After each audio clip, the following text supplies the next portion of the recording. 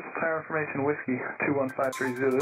Wind 060 at 5. 076 Mike Juliet, this is departure radar contact. Hazardous weather information from Minnesota available on flight service frequency.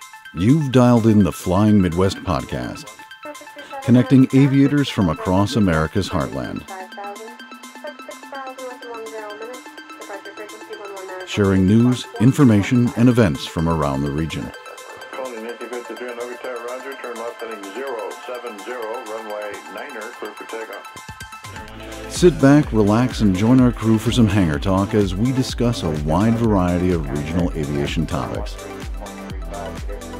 Departure 71143, flying 5, tower runway 28 left, quick takeoff, left hand southbound. And now, from our home at the Anoka County Blaine Airport, our checklist is complete, and we're ready for departure for another episode of the Flying Midwest podcast. Contact departure, on your flight. What is going on, everyone? Jim here with the Flying Midwest podcast. So happy you're able to join us. On this episode, it's story time. Trevor, Maddie, and myself will talk about our first solo flights. And as always, news, information, and events from around the region, with some friendly hangar talk along the way. So strap in, and let's take off into this episode of the Flying Midwest podcast. Hey guys. Are you ready, Maddie? Yes, Jim, I'm ready. I don't know, I can read. I got 78 degrees here in the trailer. So Ew. Why do you keep it at 78? Who are you? I don't have the air conditioning on. I have the windows open. Oh, It's bad for the ozone, Maddie. I'm sorry. I'm not sitting in a house at 78 degrees. That's awful. That's Well, totally different if you got the windows open. Yeah. For I sure. got a nice breeze coming through. I'm going to go with Trevor on this one. That's fine. If you're enjoying the great outdoors, that's fine with me. Trevor for the win. Welcome to the podcast, everyone. Yeah, Jim. hey guys. Hey Maddie. Hi.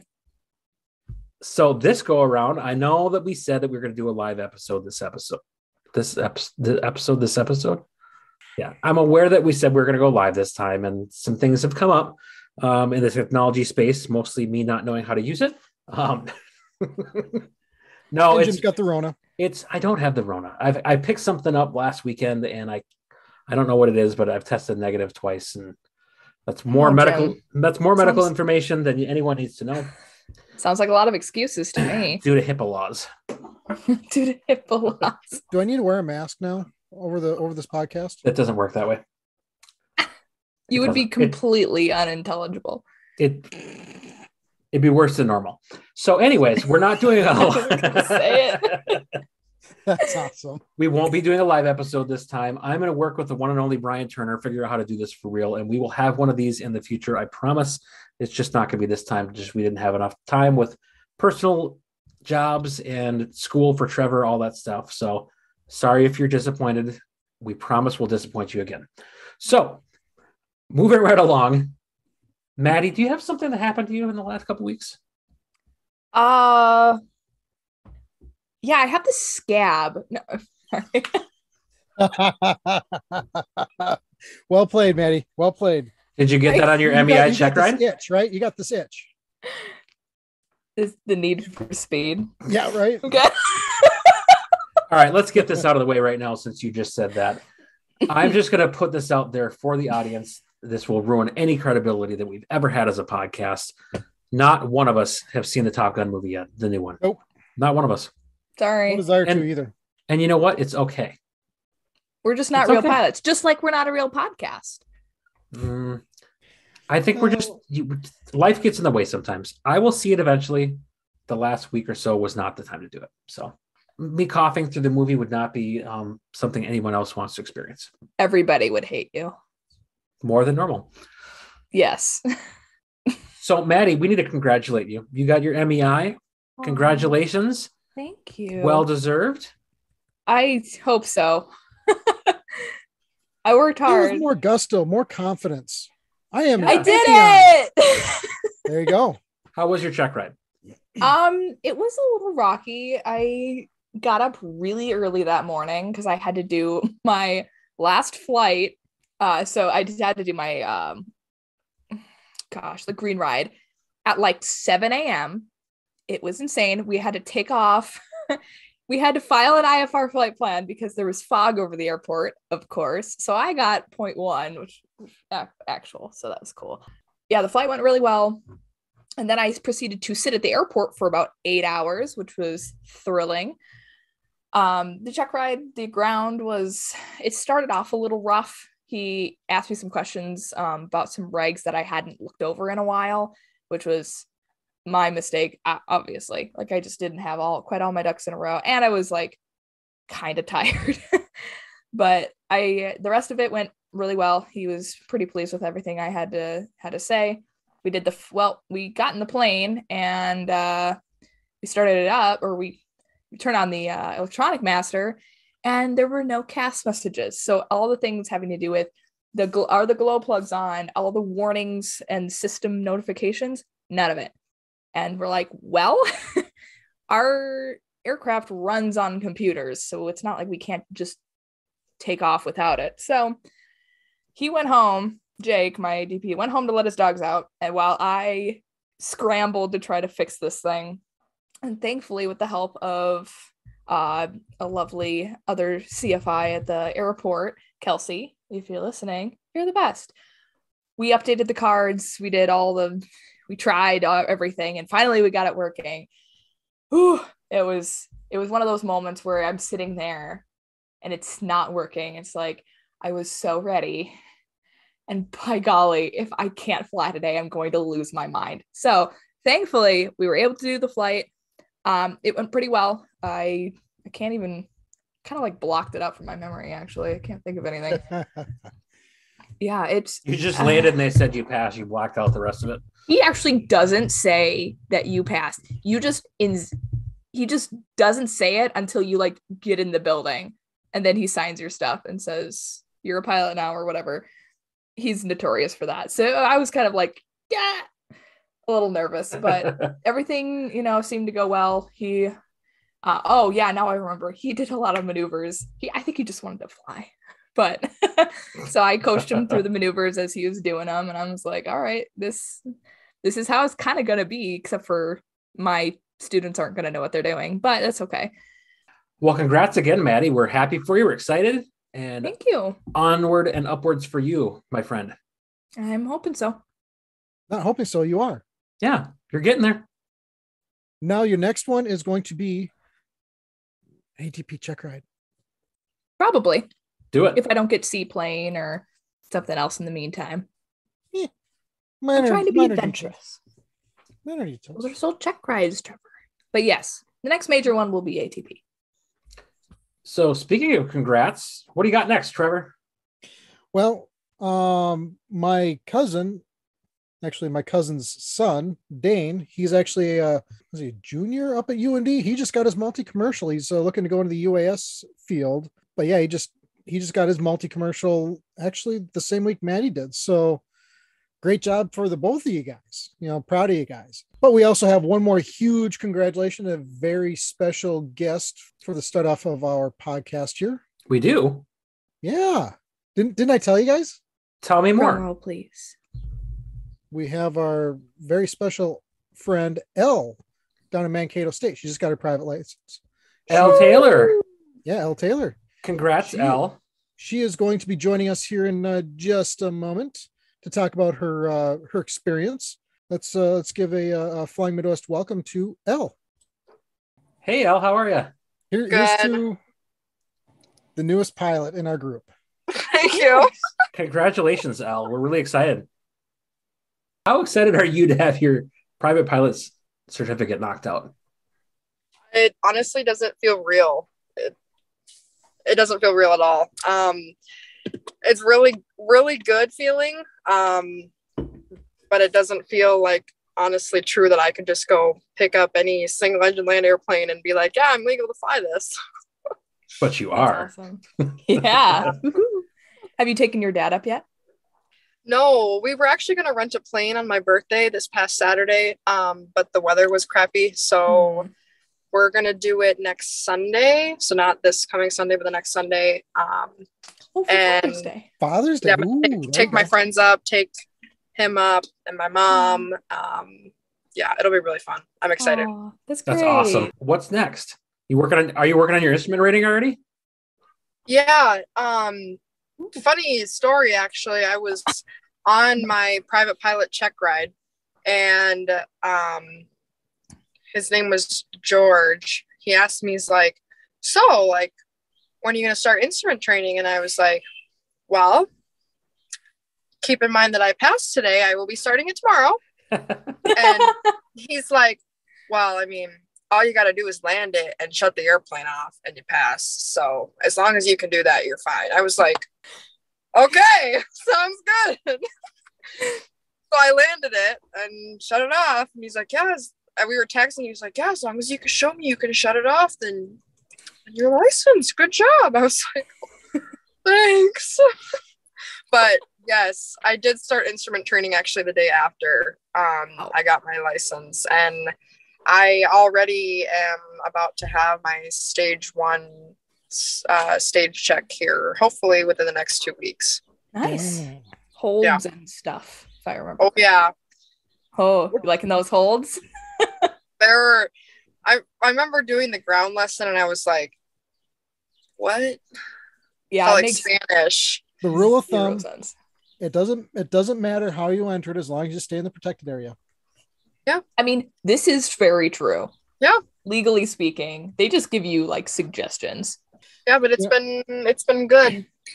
I've definitely enjoyed it. I think a lot of people, at least that I know, have said that instrument training kind of stinks and they didn't really like it.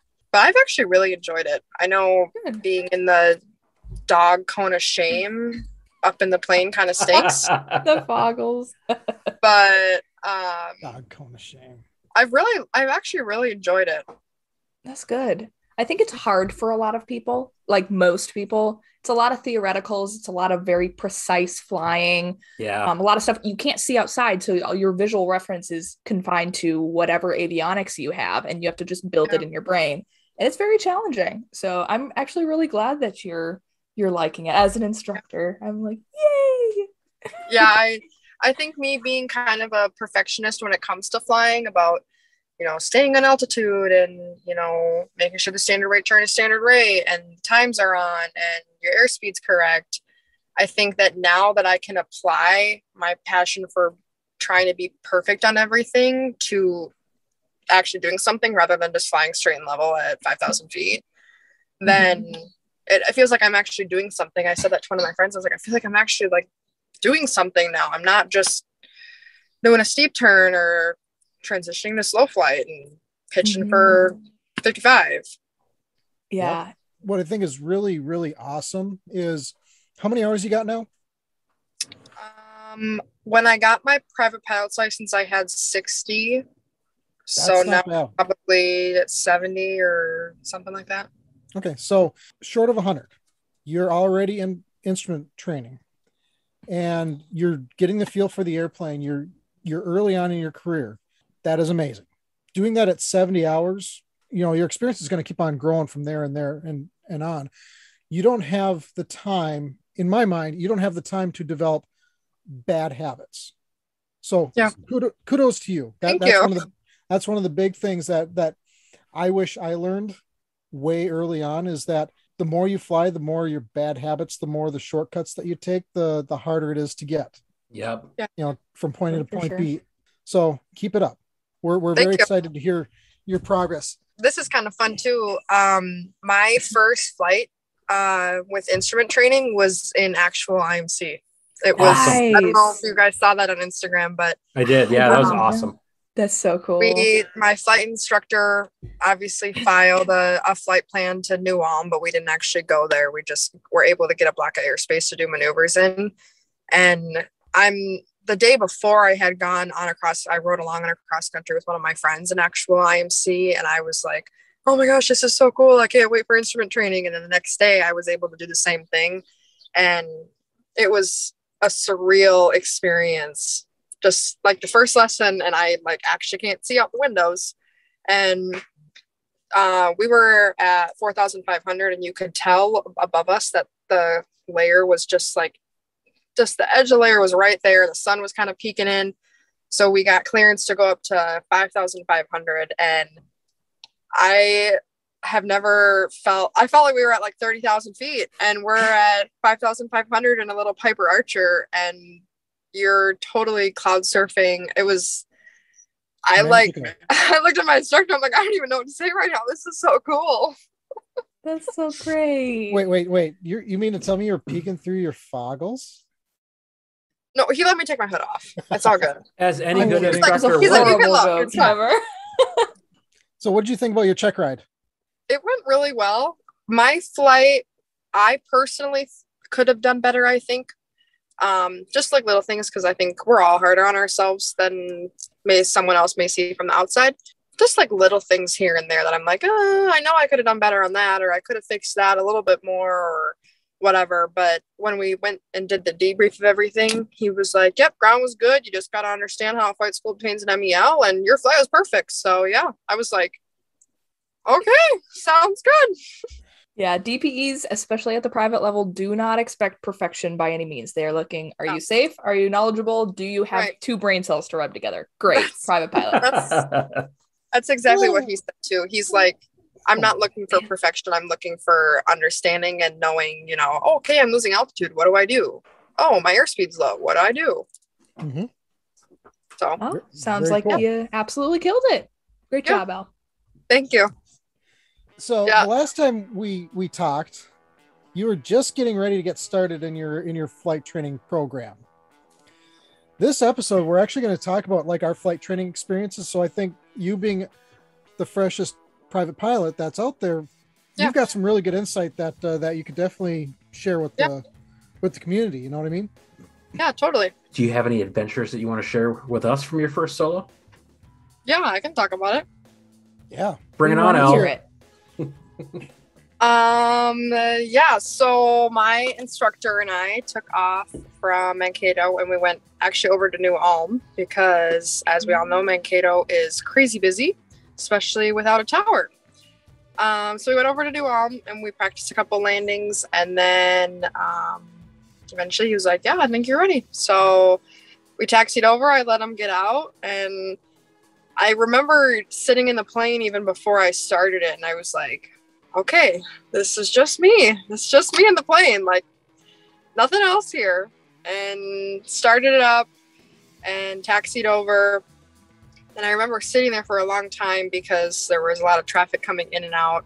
And then I finally was able to take off. And the second that the wheels got off and I was in the air, it honestly didn't feel like any different than any other time. Like, obviously it's a huge experience having your first solo, but I was so comfortable being there and being at the controls and, watching your airspeed and watching altitude and whatever. It wasn't stressful at all. It actually was like one of the greatest experiences I think I've ever had, is just being by myself. And then, turn crosswind, downwind, base, and final, and landed. It was super, super good. The landing went actually really well. And I remember like hitting the ground and then taxiing off. And I was like, oh my gosh, I did that. Like that was me completely by myself. And now I got to do two more. No safety nets. No. It was definitely one heck of a feeling I will never forget. How'd you log it in your logbook? Did you put anything like cool in there, like anything Top Gun-esque? I just wrote first solo. I have to put that in there because neither Jim, Maddie, nor I have seen Top Gun, the new one yet. We haven't. What? Too busy. Does that make us bad pilots? Yeah. So Elle's actually on her way to all of our houses and Trevor's trailer to collect our certificates. Snip. Yeah, you're not a pilot until you see it. Ooh. I saw the original though. Does that not count? That's a good. start. Yeah. Okay. I don't want to. I don't want to say this because I don't want to spoil anything, but I honestly think that the new one's better than the first one. Ooh, setting the bar pretty. I don't like Tom Cruise, so For- it set the bar pretty low for me, but But the first one was such a good volleyball movie. How are you going to top that? Such a good volleyball movie. That's what it was about, right? Volleyball. Heck yeah. I'm really happy that this worked out. This is cool to have you back on. Yeah. I know we talked about when we interviewed you the first time that it'd be really cool to see what your venture looks like, and to bring it back after you've gotten your certificate and your ticket punched is a really cool thing that we're able to do. And congratulate you and share your story. Yeah. I have something fun to share quick before we're done too. Okay. Have My dad and I installed autopilot into his RV8.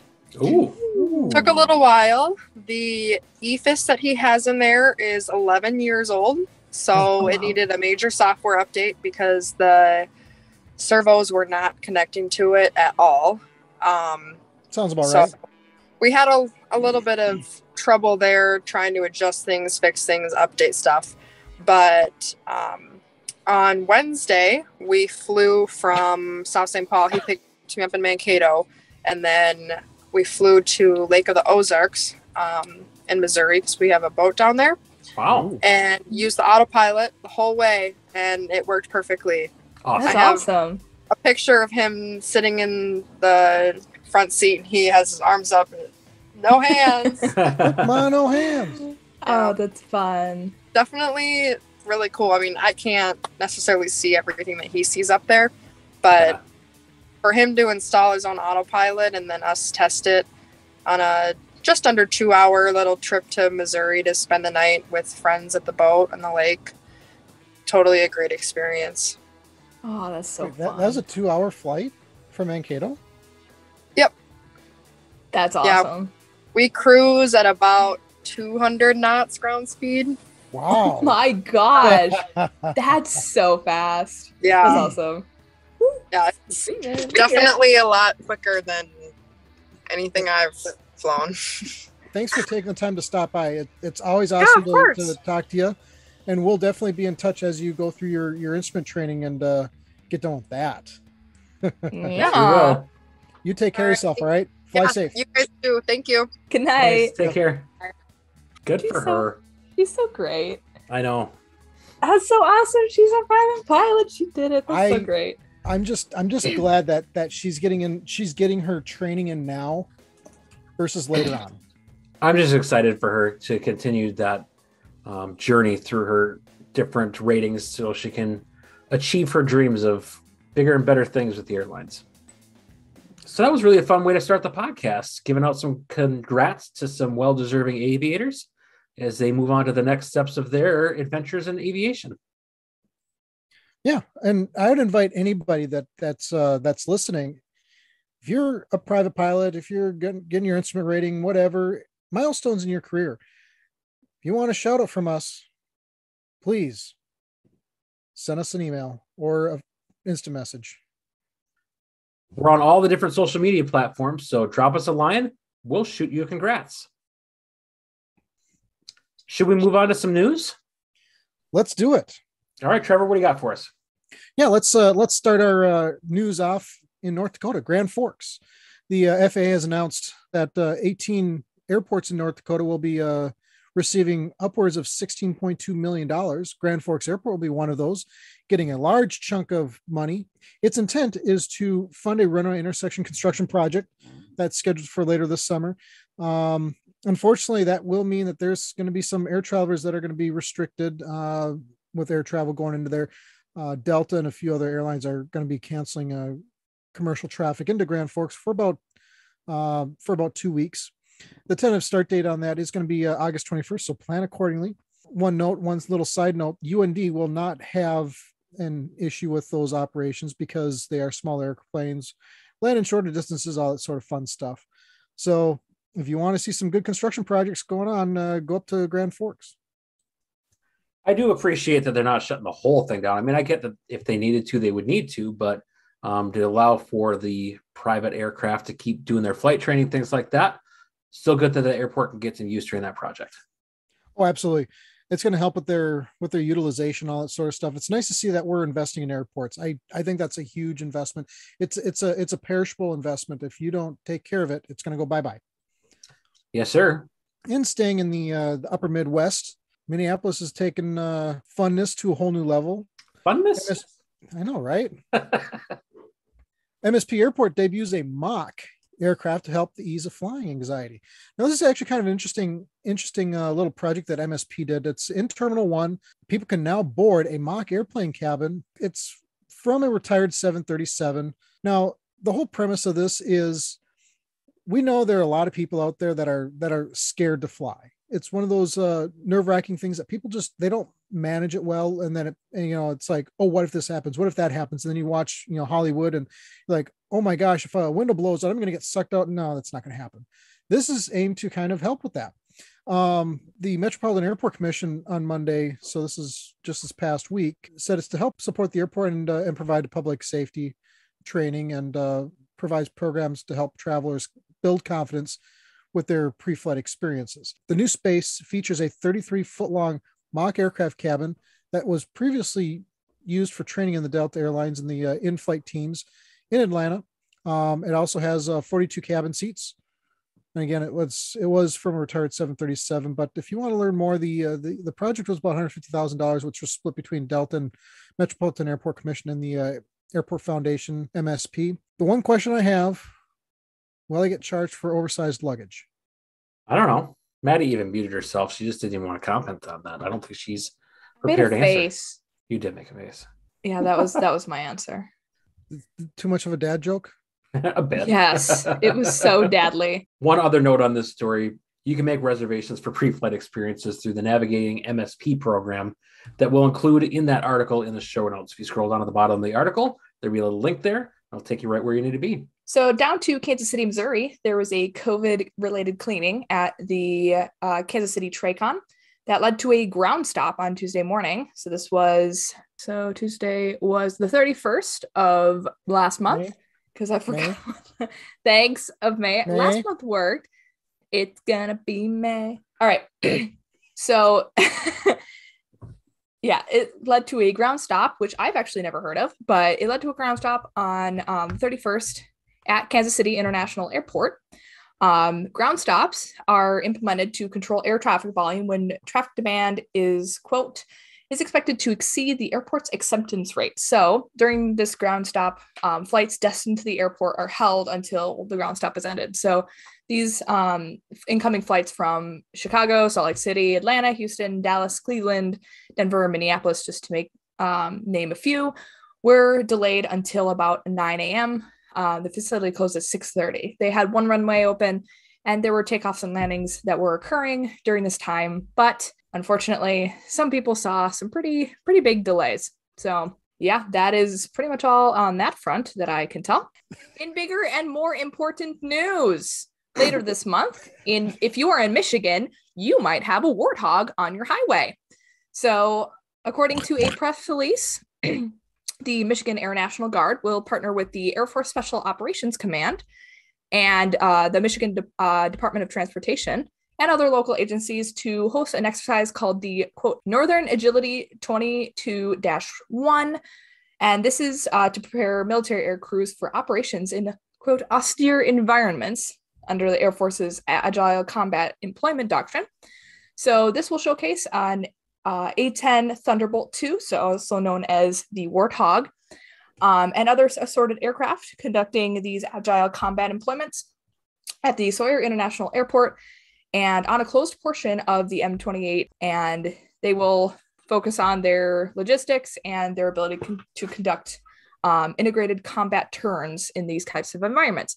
So as you may know, highways in the US must have portions of the said highways that military aircraft can land on and take off from. So they are doing that, which is pretty cool. They're closing a 9,000-foot section of the 4-lane highway. And the landing zone is actually nicknamed Hawk LZ in honor of an F-16 pilot, Major Durwood Hawk Jones from the Wisconsin 115th Fighter Wing. He lost his life in a training accident in Michigan in 2020. This will operate for about 6 hours on June 28th. They will have activities in this same nature on the 27th and 29th at Sawyer International Airport. So if you're near there, definitely take a look for some warthog action on your highway. That's going to be fun. Hey, Jim, do we have any events? Usually we have too many pancakes. We do, and this time's no exception. So June 11th is International Young Eagles Day, so you can bet that anywhere that you can normally find Young Eagle flights, they're probably going on, and they probably got some pancakes. So rather than list off 175 different Young Eagle Day activities occurring through the Midwest, just check out your local EAA chapter, see if they've got an event going on, and go check that out. I personally will be at the Blaine Airport tomorrow, checking that out. If you are listening to this podcast any day after the time it releases, it already happened and you missed it, so better luck next year. Well played, Jim. Yeah. You may recall from our last episode with Flying Tandems Tomas and Nicole that they enjoy the Cornicopia Airport. Well, there's some interesting news about that we didn't cover in the news section, but I'm going to right now because it is relevant to the events we're going to talk about. Oh, that's right. Yes, that is right. Cornicopia Airport is now open to the public and is officially a public airport. So if you haven't listened to that podcast and you go back and listen to it again and he says, oh, it's a private field, don't worry about it. It's public now. So anyone can come, anyone can hang out there and do their aviation thing. So June 17th and 19th at that airport, which is going to be 23 Whiskey for their identifier. They'll be hosting their third annual Solstice Flyin. So go ahead and check that out at their Facebook, which is www.facebook.com/Corny Airport. Not kidding, that's what it's called. They did that on purpose. As they should have. Also, within that same community in Cornicopia, Wisconsin, it appears that they're trying to get people in there to enjoy the community and this newly christened public airport. July 3rd, between 11 a.m. and 2 p.m., they will have their 76th annual fish fry in the town of Bell Community Center, Cornicopia, Wisconsin. So you can dine in, take out. They'll have fresh, deep-fried whitefish, a lot of other tasty treats. Adults will be $15. Children under 12 are $10. Information will be available on their site as well. On to the next event, we're going to talk about Saturday, June 18th at the Granite Falls Airport, the 2022 Ray Fagan Memorial Air Show. Talked about this on a prior episode. We'll throw this one back in the show notes as well as that event gets a little bit closer. Go on and check that out. So they'll have plenty of things as far as vehicles and a camp and reenactors throughout the day to provide you with an authentic World War II experience. They have plenty of other information, and tickets will be available on a website that I will post in the show notes for you. General admission will be $25 online plus fees and $30 in person. It goes down from there if you bring kids. And one more to bring in on June 26th, 7 a.m. to 11:30 a.m., the Marion Flyin Drive-In Breakfast by EAA Chapter 33. This is going to be at the Marion, Iowa Airport. Charlie 17 is the identifier. Bring your family and friends out for breakfast at the airport. Enjoy the aircraft on display, classic cars, airplanes, and helicopter rides, weather permitting. Here ends the events. So we've had so many great guests on the podcast that we're able to share their stories, their experiences, but we don't always get a lot of time to talk about our experiences. We spread them in there here and there, sprinkle in some stories, but in this episode, we're going to talk specifically about our first solo flights. It's arguably one of the biggest initial moments in your flight training experience. The first time you take to the skies alone, you feel that aircraft have a little bit of a better climb rates than it would with that instructor in the seat. So we're excited to share those stories with you this time around. And when did you get your first solo, Trevor? Do you know what year you did your first solo? No, but I remember it was March 5th. Next question. Do you not have your logbook right in front of you? I do, but... Well, take us back to March 5th, Trevor. Tell us about your first solo. So this logbook starts back in 2008. My first solo is actually kind of interesting. I actually encountered an aircraft emergency on my first solo. Shut the front door. Spooky. Tell us more. So I did my training through Thunderbird Aviation. Thunderbird Aviation they're in Flying Cloud and they're in Crystal Airport. And I was actually going to college at the time. And the airplane that I was soloing, it was March 5th. And it was cold. There was still snow on the ground. So I line up on the shortest runway and I take off. And as I'm climbing out, all of a sudden I see all my instruments, my gyros die, my vacuum system So my vacuum system died, my pitot-static system died, and I'm like, tower, this is so and so. I got a little bit of a situation here. I don't need priority landing, but this will be a full stop going back to Thunderbird for a maintenance issue. And they like, I don't think they realized that I was on my first solo, and so I ended up landing. Something pulled into the parking spot. The mechanic looked back at it and jiggled a couple wires, and next thing I know, I was on the air.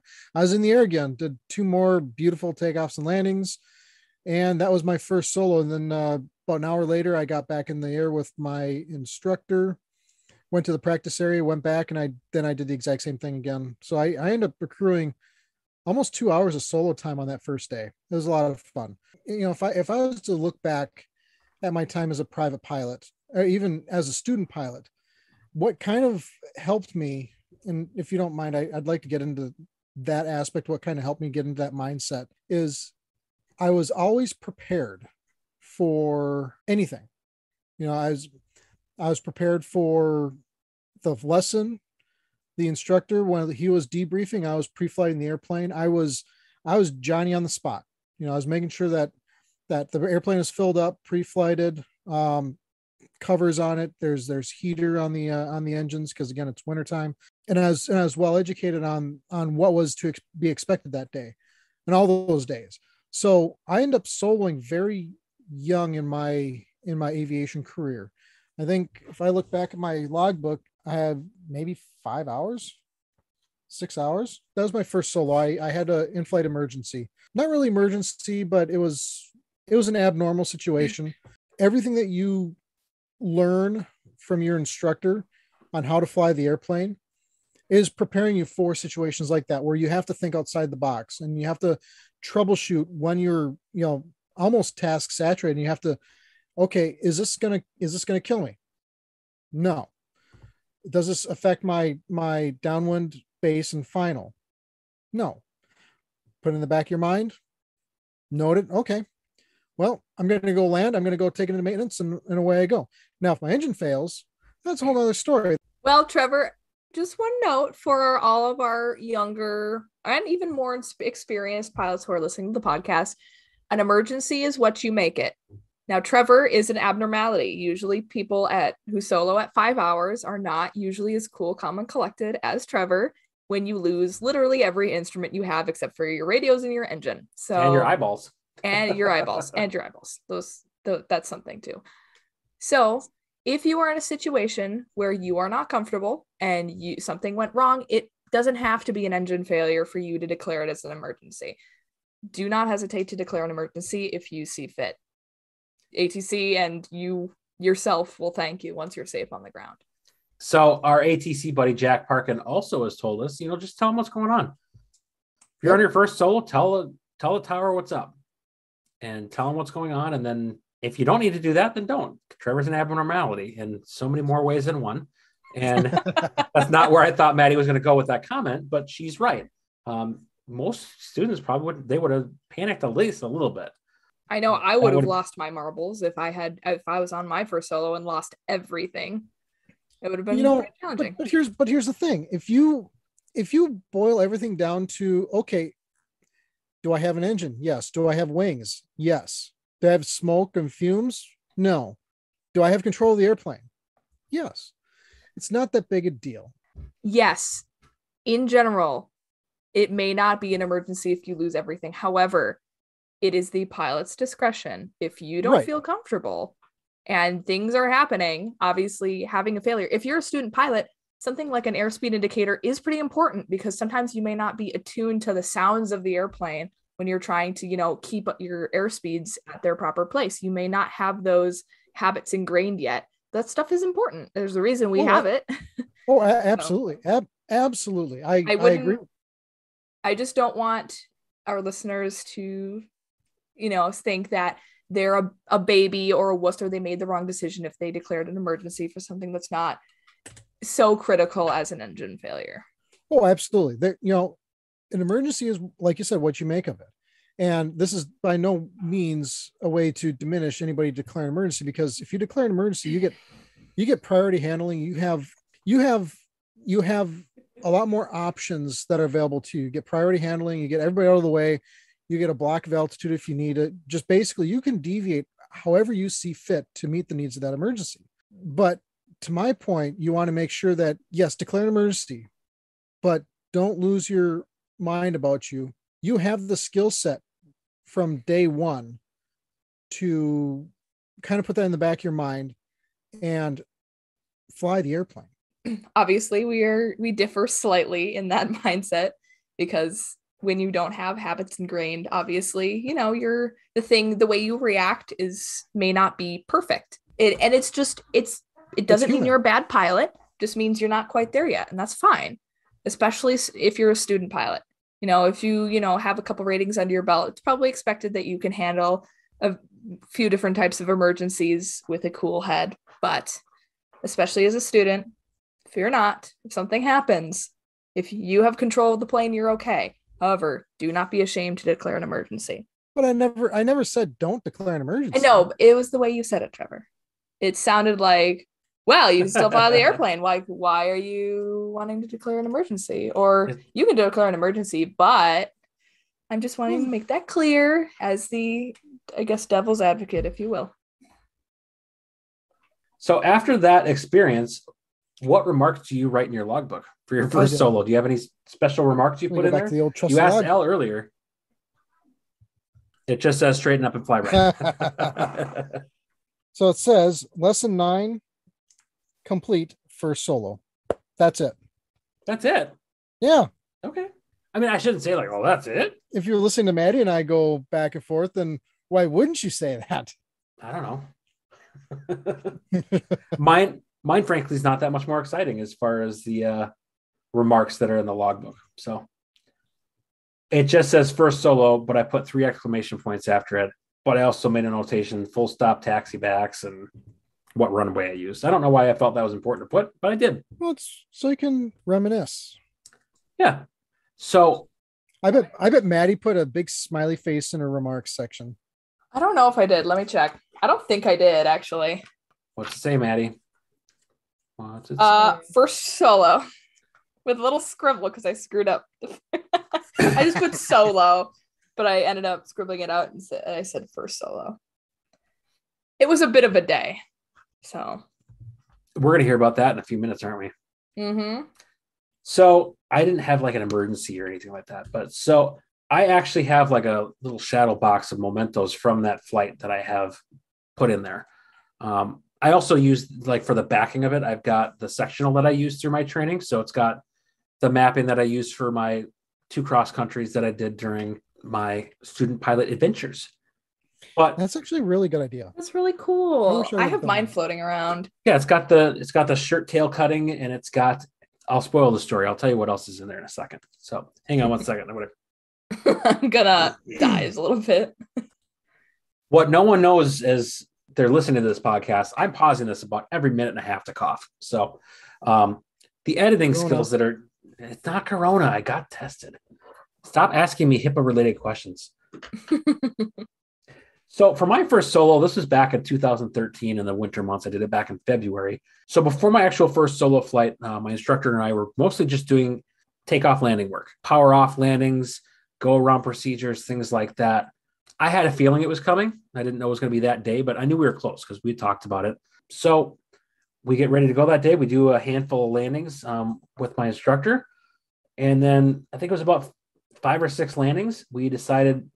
She decided we were going to land and we were going to taxi off the runways. And she told me, head over to the tower, which was not an instruction that I would normally get. So we taxied over to the tower itself, stopped at the base of the tower. She told me to shut it down. So that's when I got the good news. I was going up and she was going to go hang out in the tower. So she actually went up into the tower. She watched my whole experience of takeoffs and landings and the whole solo flight from there. Took some pictures, things like that.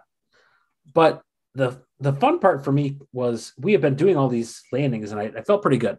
And then we transitioned to now I'm solo. And like I teased a little bit in the intro of this, the climb rate's just different, and it feels like you're taking off a little bit in a rocket.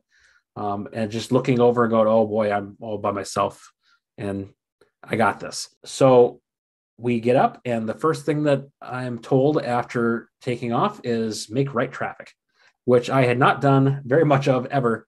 It's just left traffic, left traffic, left traffic. And I've got this great sight picture, and I've got these great reference points because I flew out of Anoka all the time. So I knew where all my turns were at. And then first one off the ground, make right traffic. So all my reference points were off. I admittedly probably wasn't even as cool as Trevor with all of his instrument failures. I'm like, crap, where are all my reference points? But it just took a minute to realize it's just a runway. End of the day, it's a runway. Your reference points are the same. You don't have to, just because you're not over this specific building, doesn't matter. If your reference points are, you're hitting them the way that you know that you should, as far as reference to the runway itself and not other points in the ground, you're going to be just fine. So everything went well. I did my 3 landings, went back to the tower, and one of the mementos that I got from that was the flight strip from the tower. So that flight strip with, so the flight strip for my first solo flight with the remarks as well as good job from the tower. And then that went in my box with the pictures that she took. She took one picture specifically that I love in that box right before I took off, where I'm sitting in the plane, and I like this picture because I'm looking at it, I'm like, I almost look like I'm a real pilot in there. Like I might know what I'm doing. And it was just a fun experience, So yeah, like I said, in my logbook, first solo, 3 exclamation points, and then what runway I was on. So, but yeah, I think that the moral of my story, I guess, is don't let the little things that throw you off fool you. Trevor had a big thing that threw him off, but that little thing for me could have thrown me off a little bit. I'm like, oh crap, right traffic. And just even for a couple of seconds of not realizing what I wanted to do and throwing off my plan, just remember what you're taught. Fly the airplane, you know what you're doing. Thanks, Jim. So I think that we're in for the long story. Maddie, you've kind of teased that you've got a longer story that you want to share for your first solo. Mine is a little chaotic. It's fun, this as chaotic as your MEI check ride? No, this was worse. Oh, even better. My private pilot was chaos incarnate. This was insane. So I flew out of Fort Lauderdale Executive Airport in Fort Lauderdale, Florida. If you don't know where that is, good grief.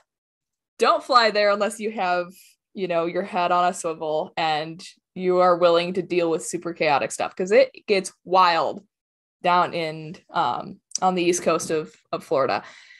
It's a lot, but Fort Lauderdale Executive is actually tucked underneath Fort Lauderdale International, which is right next to Miami. So there's a lot of flight training. There's a lot of commercial traffic.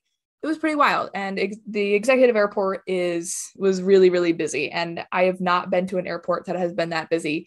I've even flown into some Charlies and they have not been that busy. It was a busy airport. So I didn't solo there. I actually soloed. I was the only student at my school to solo at an airport that we love to nickname Scary Perry. North Perry Airport in North Perry, Florida. Two sets of parallel runways, look kind of like a hashtag. It was a little nuts. Banner towing, students galore, pretty chaotic. But I really liked that airport for whatever reason. My instructor was the only instructor that was allowed to fly there because he did banner towing out of there. Victor, if you're listening, oh my gosh, thank you for sticking with me. I had about 50 hours when I soloed, which was a lot. And the heat was on for me the school that I was in. They wanted me to solo a lot quicker, but I wasn't getting it. I was flying the DA-20, Diamond DA-20, which is a really fun aircraft, but it takes a little bit to really master. And I had a lot of confidence issues and stuff like that to go along with it. So it was hard. So the day of my solo began. My instructor practically dragged me to the airplane. I didn't want to solo. I was not excited at all. I was terrified. But he's like, you are soloing today. You don't have a choice. I was like, awesome. So we fly over to North Perry. We land and we get off at the hangar that he did banner towing out of, which was a kind of cool experience. I got to meet some of the guys he flew with and stuff. We ended up doing 6 landings. And then he's just like, all right, I'm getting out. Go text to the Wagner hangar and shut down. I was like, okay. So we did that. We had to let the plane cool off because I don't know if you know anything about D20s in the Florida heat, but they overheat in about 30 seconds. It's great. So that was fun. We sat there and he quizzed me and I did terribly. It was not a great confidence booster, but he ended up saying, I want you to go solo today. So I said, okay. And as soon as I got in the plane, everything felt normal. Like there was obviously nobody beside me, but I was just like, all right, doors are locked, checklist, and started going through the checklist. And it was, everything was normal, which was kind of cool. So I taxied to the runway. Ground got a little mad at me, but I just said first solo and it was all forgiven. As soon as the wheels left the ground, I was just laughing. It felt surreal. And the diamonds, when they take off, they just shoot up like a rocket. And that's how this felt. And because it was so much lighter and all, and it was a surreal experience. I was singing and laughing. My best friend Justine was actually in a parking lot so I saw her wave to me as I took off for the first time. My uncle was also there, which was super cool that he got to see that because my parents weren't able to come. He was just in town by happenstance. So I did 2 laps in the pattern. I did full stops. Unfortunately, because the diamonds overheat so fast, if they get stuck on the ground, we basically have to shut down. So I unfortunately got stuck. I overheated. My oil temperature got into the red. I was stuck between aircraft with no taxiway in sight, waiting to take off. So I didn't obviously declare an emergency or anything, but I talked to ground, and they eventually got me weaseled out so I could go shut down for a while. And then my instructor's like, you got to do one more landing. At the time, I didn't know that you don't actually have to, but that's what he wanted. So we had to wait till the plane cooled down. Then I got back in, did the other landing, and it was all good. He came back and he said, and this landings were a huge struggle for me.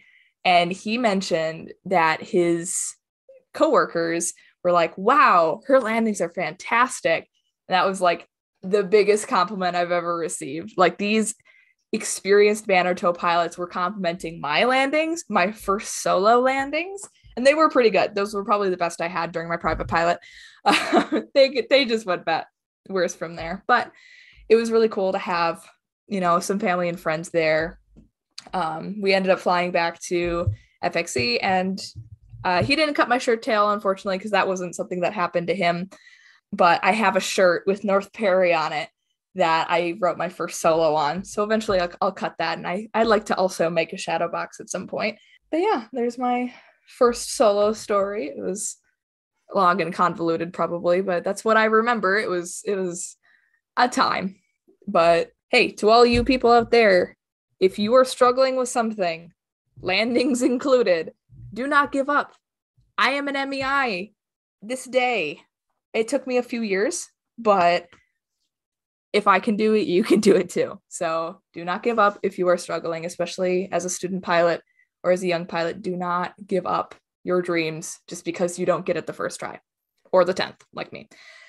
So how many hours do you think you had when you soloed, Maddie? I had about 50.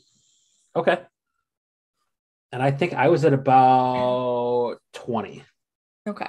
That's more common this day and age is 20, 25 even.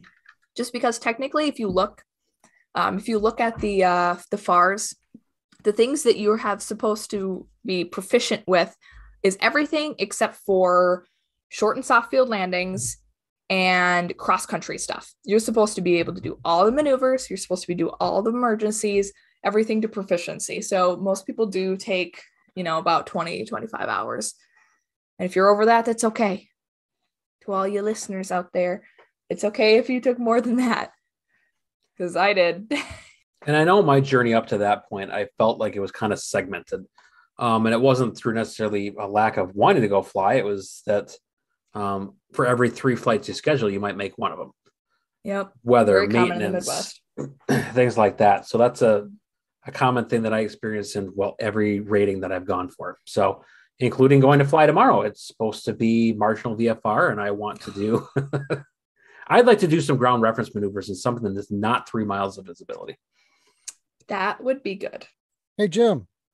Hey, Since we had Trevor. such a great episode, what's on our next episode so our listeners can get super pumped up for it? Super pumped up. All right. Yeah. So next time we're going to have AOPA's CFI of the Year, Amber Peterson.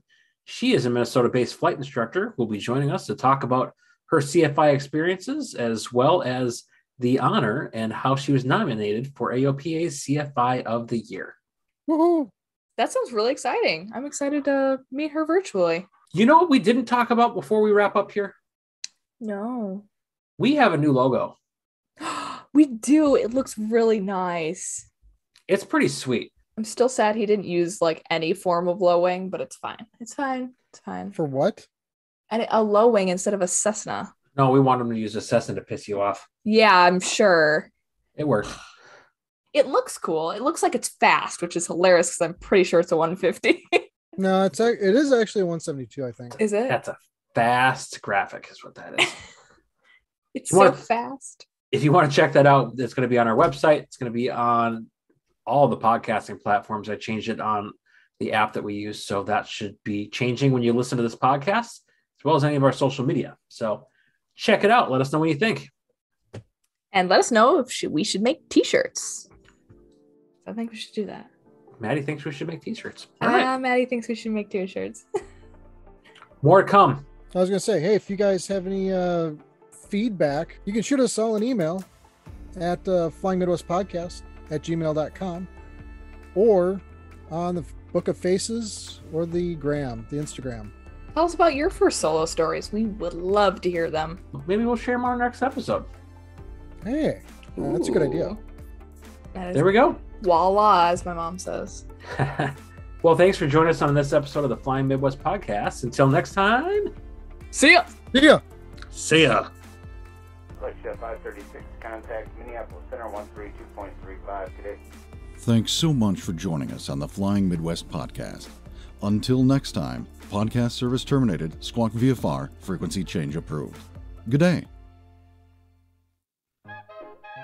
I'm calling AOP illegal. I'm just kidding.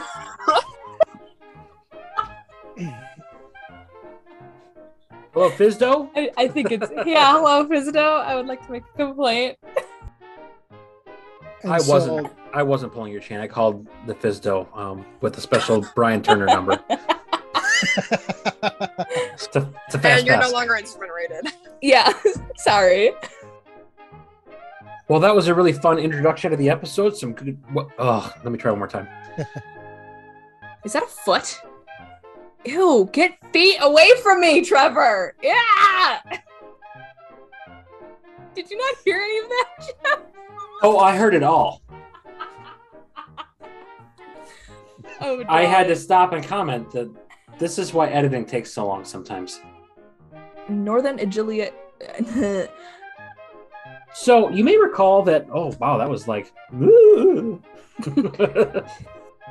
I've got a lot of endorsements from, Brian Turner. right?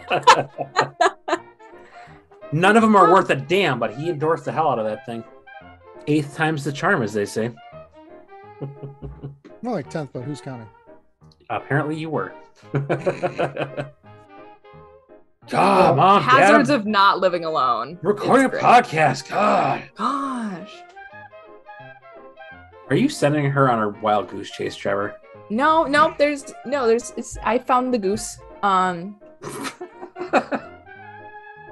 This got weird quick. Not using any of that. Cute. That can go in our PG-13 / rated R blooper reel that we're definitely gonna have after this episode. Yeah, this one was brutal. Just tell the damn story. Yes, Jim. I've had the attitude all night. You guys are just noticing. Yeah, I'm sleepy. Yeah. Well, we're kind of blind. I'm not a boy, but I have one in my possession. I don't know. Maybe it can be a truck driver. You still got the number of that truck driver school we saw? Truck Masters, I think it was. I think I'm gonna need that. See ya. See ya. See ya. Bye. What do we want to do over? It was Yeah, that was pretty sad. It was a run on see ya. See ya. Even mine didn't have the gusto it normally does. Yeah. I'm just tired. Jack loves a good see ya. So let's Okay, bring it for Jack. For Jack. I found the goose.